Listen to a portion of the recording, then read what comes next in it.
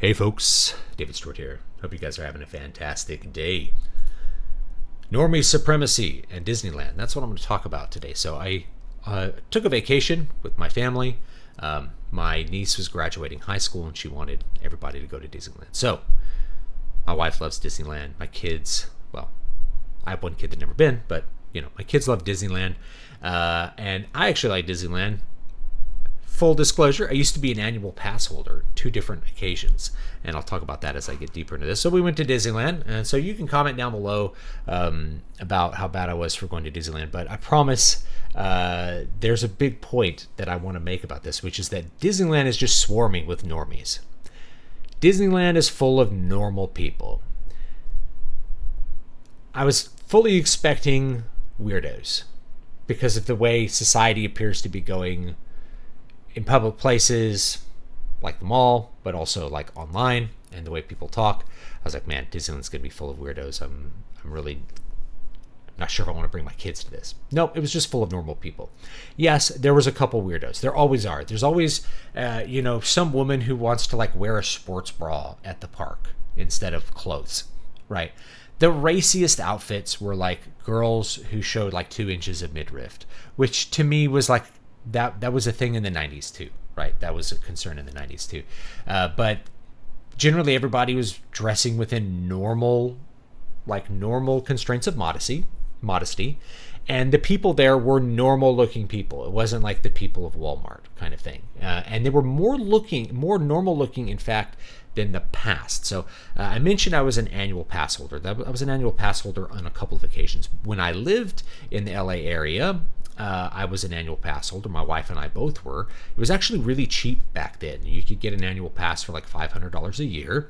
And that meant if you went to the park like once a month, it was much cheaper than a regular ticket. And in fact, it was a really cheap way to have entertainment, especially in LA. It was like $50 a month, like per person. And we could easily spend, my wife and I, $50 going to a movie in LA. Not even with dinner, right? Like going to a movie could be $50. Going to a movie and dinner, you could be at $150. Whereas you could just go to the park and like throw some protein bars in a backpack and have a great day or have a good evening.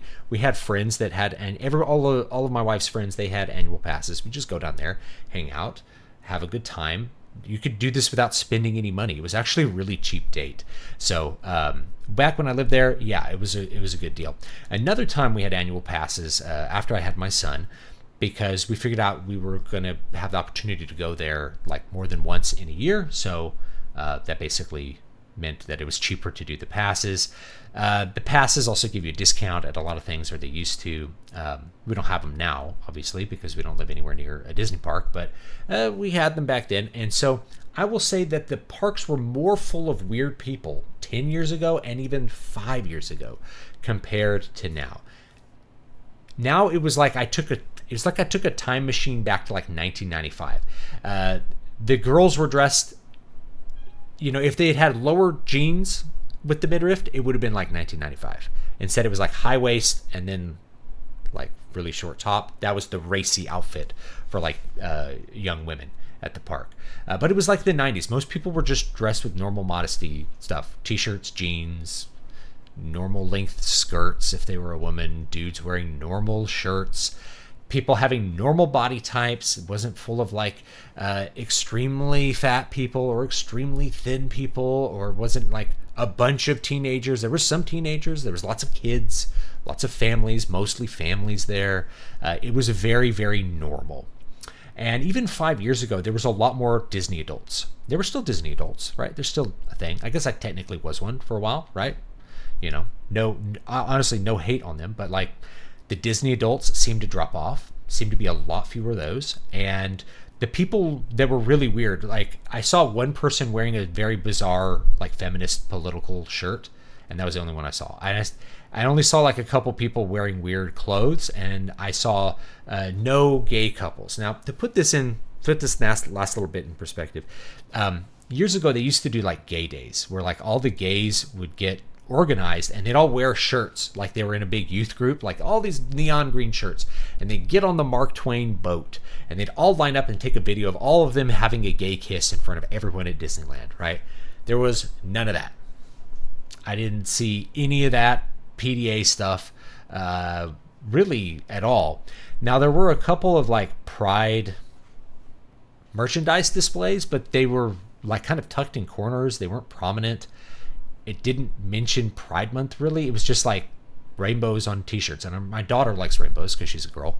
She's like, Daddy, I want the rainbow shirt. I'm like, let's get you a blue shirt, because they don't know what that 6-color rainbow is all about. Okay. But it was a lot more dialed down compared to how it used to be, and a lot less than what I expected it to be. I was really worried I was going to have to I'm going to have to turn my kids away or prime them for something, and didn't need to do that. It just wasn't an issue at all. Everybody was normal, a bunch of families with kids.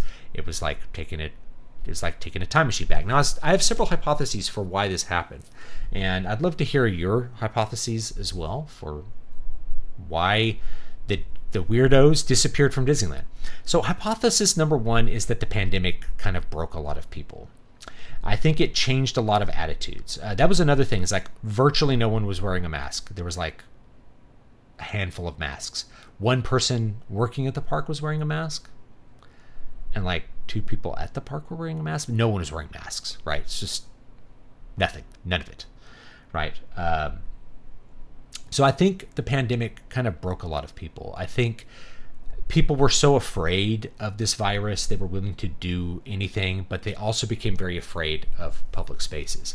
And so they just sort of filtered themselves out. They stopped doing things like Disneyland that's full of crowded people. And by the way, my family did a whole week of that. Nobody got sick. Not a single cold, not a sniffle. Nobody got sick from doing Disneyland. Okay, so don't need to worry too much. Just wash your hands. Use your hand sanitizer every once in a while before you eat, probably, and you're probably going to be okay. So yes, I think the pandemic broke a lot of people, and they've sort of selected themselves out of a lot of public gatherings, concerts maybe, and Disneyland, things like that. So the people with the most extreme ideologies, which tend to be the leftists and the Pride people, they're not part of it. They're just selecting themselves out of the crowd. That's hypothesis one. Hypothesis two is an economic one, which is that the cost of doing it has gone up while the economic conditions that we're currently in are bad. All right. Now I'm very lucky that I'm able to take my family to Disneyland. Most people can't afford to do that. So lots of the people that are ideologues also are in, they're in, at least in my experience, this might be anecdotal, but they tend to be in more extreme financial straits, right? They're less stable financially, which means buying tickets to Disneyland is not something that you can do, especially as the price goes up. Yeah, I knew people that were kind of financially helter-skelter that had annual passes, but they somehow managed to scrape together $50 a month to go to Disneyland. Whereas now the annual pass is not $500, it's $2,000 or something, right? So it's a lot harder to scrape together that amount of money and pay for that, and that creates a filter, right? So just having a more expensive ticket creates a bigger filter. So a lot of the Walmart people are never going to go to Disneyland because they'll never scrape that money together, especially with the economic conditions being worse overall. So that's hypothesis number two, is that it's simply an economic thing, and kind of like Costco with Costco memberships, when you filter out people with basically an entry fee like a ticket, then you also are eliminating a lot of those things that I talked about, and you're also probably eliminating a lot of people who would shoplift and things like that. So if you're not aware of the Costco membership thing, it's the reason there's a Costco membership isn't to make money for Costco. They would make more money if they raised prices by 1%. They'd still have the lowest prices and just let everyone in, like Walmart. But by having a membership that costs $150 a year or whatever it is, you filter out all of the people who would shoplift from your store, because those are the people who can't get together $150 for a membership, or have an ID, or have a credit card, or those kinds of things. So those people who don't have those things, they don't get to shop at Costco. Those are also 99% of your shoplifters. So it's sort of the same thing, I think, is that whatever economic filter was going on with Disneyland, it was filtering out a lot of the casual ideologue type people. They just weren't doing the gay days events. At least they weren't doing them while I was there, although I used to always see them in like June or whenever. They weren't doing that, that just, those people got filtered out. So I'm wondering what your hypothesis is, or if like there's a pendulum swing back towards normalcy. People are generally trying to act more normal and just trying to enjoy more normal and nostalgic things and kind of check out of the like intensity of online politics and that sort of stuff. But I'd love to hear y'all's opinions on that, as well as like whether you would go to Disneyland or something like that. We had a really good time. It was great to hang out with my extended family and do all of those sorts of things and go on so many cool fun rides with my kids and enjoy the aesthetics and the fireworks and all that kind of stuff. There's really a lot to enjoy at Disney parks. And this is not really related to this video, but one of the things I remember reading an article about years ago was Disney was a theme park company that just happened to still be in the movie business. That was the biggest part of their business. And so when I look at that and I see that customer base and it's all families, I'm like, what is the other half of the business doing? Like, what are they thinking on the media side? And so maybe you guys can give me insights as to that, or if there's just